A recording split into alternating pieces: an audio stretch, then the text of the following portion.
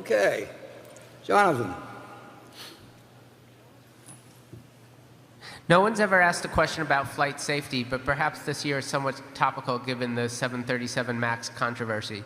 The New York Times spoke to engineers who said that Boeing explicitly designed the MAX in a manner that allowed airline customers to avoid paying for simulators to train their pilots.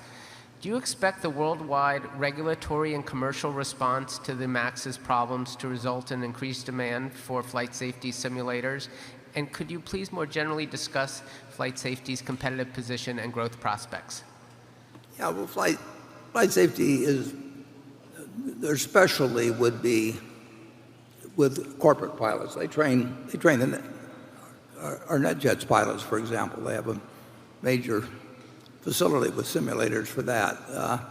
I don't think what's happened with the 737 MAX will have any particular effect. I mean, we have, I don't know how many of the Fortune 100 companies that we do business with, but it's a very significant percentage, and they train their pilots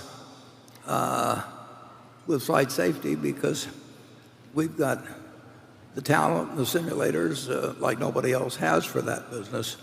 And Charlie, didn't you have that friend of yours that was trying to get Al Yoshi to pass him when he shouldn't? Well, you remember that story of your friend that wanted to have flight safety? Oh, yes. Yeah, credit. Why don't you tell him? I mean, Al Yoshi, who started flight safety with a few $1,000s and a little visual simulator or whatever it may have been at LaGuardia, I mean, he really cared about saving lives, and he made a lot of money in the process, but he was dedicated throughout his lifetime to truly train better pilots and reduce the chance of accidents dramatically. It was a mission with him, and that spirit still continues. And as I say, we've got I can't tell you the percentages, I don't know, but I know it's very high of certainly the corporate business. We have government business, we have some airline business and all of that, but I don't expect any great change in the flight training business. But tell them about your friend, Charlie. Well, of course, people pass those tests with flying colors, and some of them just barely pass. And one of my friends just barely passed, and they called me and told me it's an art in the business. Flight safety would not. They care about everything. They watch the details. They care. And those simulators can cost over $10 million. I mean, and they're dedicated, obviously, to a given model of plane. You might find it interesting at NetJets. At NetJets, our pilots only fly one model. I mean, most charters and all those, I'm sure initially they could fly other models and all of that, but we just want them.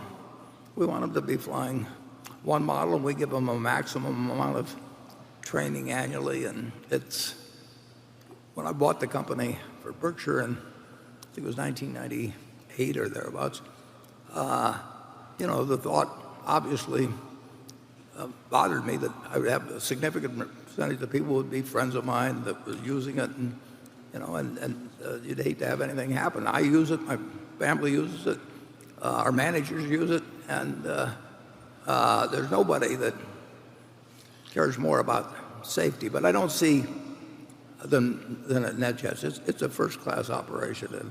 They've never killed a passenger. No. They had one pilot who hit a glider at 16,000 feet, and it was kind of a difficult landing.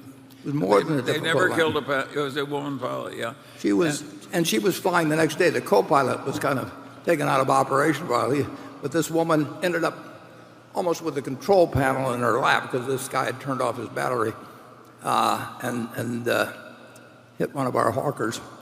And she had one shot at the runway, and she brought it in, and we've had some remarkable remarkable training and pilots there.